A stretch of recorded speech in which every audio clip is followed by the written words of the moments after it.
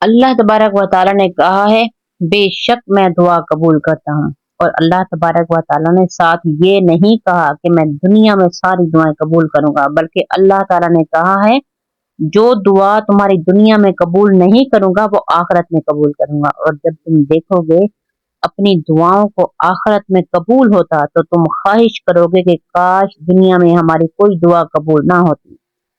تم اللہ سے دعا مانگو، مگر ساتھ یہ بھی یقین رکھو جو دعا یہاں قبول نہیں ہوئی وہ اللہ کے پاس امانت ہے، اور اللہ بہت بڑا امانت دار ہے۔ اور اللہ، کافی لوگ کہتے ہیں کہ ہماری دعائیں قبول نہیں ہوئی، اللہ نے یہ نہیں دیا وہ نہیں دیا۔ کچھ چیزیں قسمت کے اس حصے میں لکھی گئی ہیں جو بدل نہیں سکتی۔ ایسا بھی نہیں کہ اللہ تمہیں خالی ہاتھ رکھے گا، وہ تمہیں دے گا، جھولیاں بھر بھر کے دے گا۔ اللہ سے تعلق صرف دعا کی قبولیت تک نہ، اس کے خزانے سارے تمہارے لیے۔ ہماری بہتری اللہ جانتا ہے ہم سے بہتر۔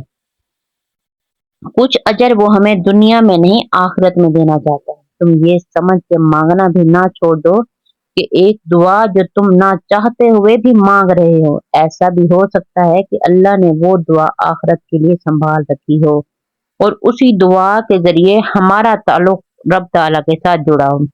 جو دعا تمہاری دنیا میں قبول ہونی ہے وہ ہوں گی، اور اللہ سے محبت کرنے والے تو وہ ہیں جو اپنی دعا پہ مطمئن ہوں، اللہ پہ کامل یقین رکھتے ہوں، اس بات کا یقین کہ جو دعا یہاں قبول نہیں ہوئی وہ آخرت کے لیے جمع کر لی گئی ہیں۔ اور اللہ سے مایوس نہ ہوا جائے، اس سے شکوہ نہ کیا جائے، بلکہ رب تعالیٰ کا شکر ادا کیا جائے۔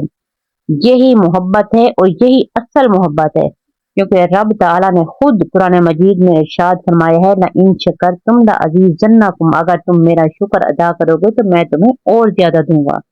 یہی محبت ہے، وہ نہ ہمیں یہاں خالی ہاتھ رکھے گا اور نہ آخرت میں، کیونکہ وہ غفور الرحیم ہے، وہ رب العالمین ہے، وہ ایاک نعبد و ایاک نستعین ہے، وہ اہدنا الصراط المستقیم ہے۔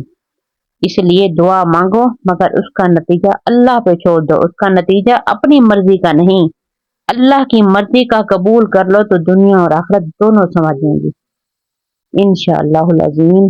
کامنٹ سیکشن میں سب بولیں آمین، 40 لوگوں کے آمین بولنے سے دعا قبول ہوتی ہے، تو جتنا ہو سکے زیادہ سے زیادہ بولیں آمین۔